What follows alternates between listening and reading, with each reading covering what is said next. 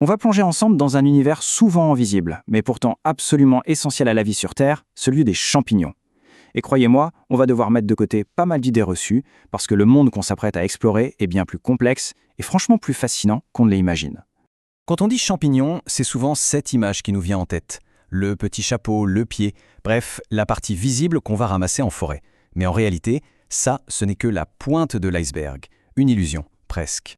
Parce que le véritable organisme, le voilà. C'est ce réseau souterrain, un enchevêtrement de filaments qui peuvent s'étendre sur des kilomètres. Le champignon qu'on voit, eh bien ce n'est que son fruit, juste l'organe reproducteur d'un géant qui vit caché sous nos pieds. C'est exactement ça. Ce ne sont ni des plantes, ni des animaux, ils ont leur propre règne, le règne fongique. Alors la grande question c'est, comment fonctionnent ces organismes si particuliers et quel est leur véritable impact sur notre planète et sur nos vies? C'est ce qu'on va décortiquer ensemble. Alors voilà le programme. On va d'abord regarder leur anatomie de plus près, puis on explorera leurs modes de vie qui sont assez incroyables.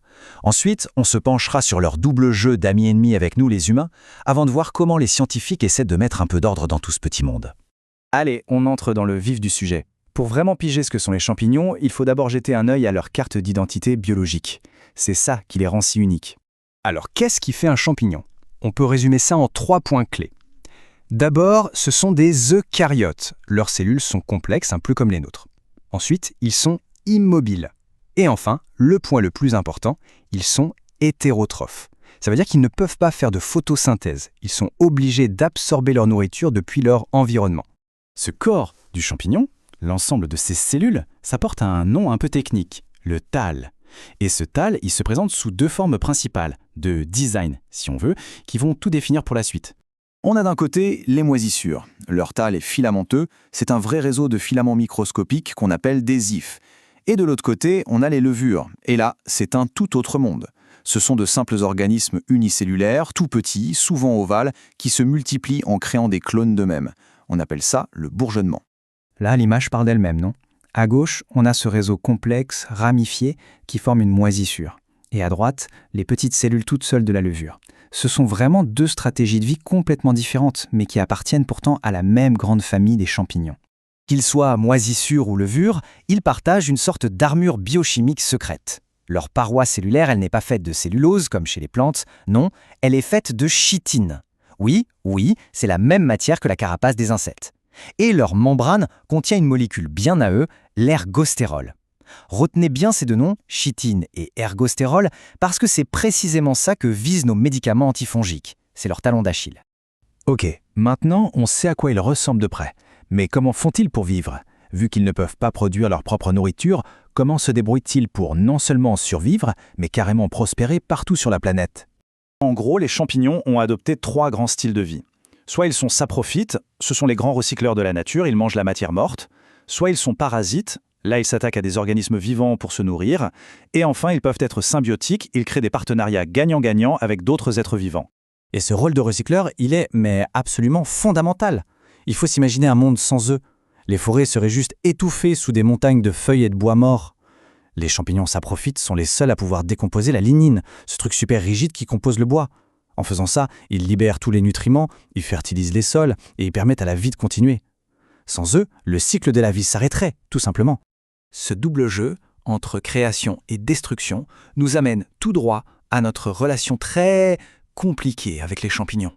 Pour l'humanité, ils sont à la fois une bénédiction et une véritable malédiction. Alors côté pile, le bon côté.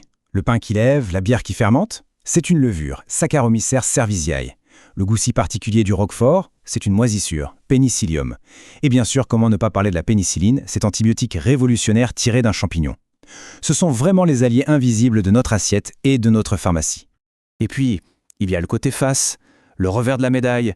Les champignons, ce sont aussi eux qui détruisent des récoltes entières, qui contaminent notre nourriture avec des mycotoxines qui sont de vrais poisons. Et bien sûr, ce sont des pathogènes redoutables qui causent des mycoses allant du simple pied d'athlète à des infections généralisées qui peuvent être mortelles, comme les candidoses chez les personnes fragilisées. Face à cette diversité incroyable, ce chaos de formes, de modes de vie, comment est-ce qu'on s'y retrouve? Les scientifiques ont dû mettre en place un système de classification, une sorte d'arbre généalogique pour essayer de mettre un peu d'ordre dans cet immense royaume. Tenez-vous bien, voici un chiffre qui donne le vertige. 75%.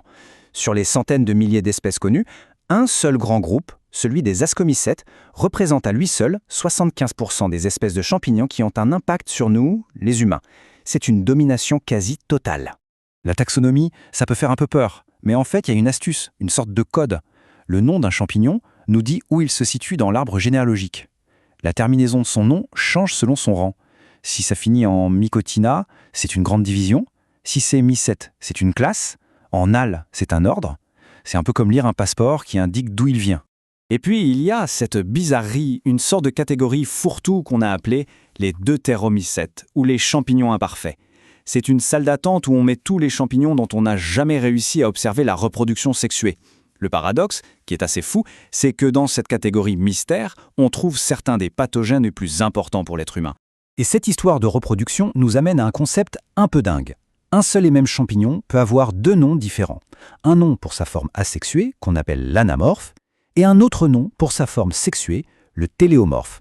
Quand un scientifique découvre enfin les deux formes, la règle est simple. C'est le nom de la forme sexuée, la forme dite parfaite, qui gagne et qui devient le nom officiel de l'espèce.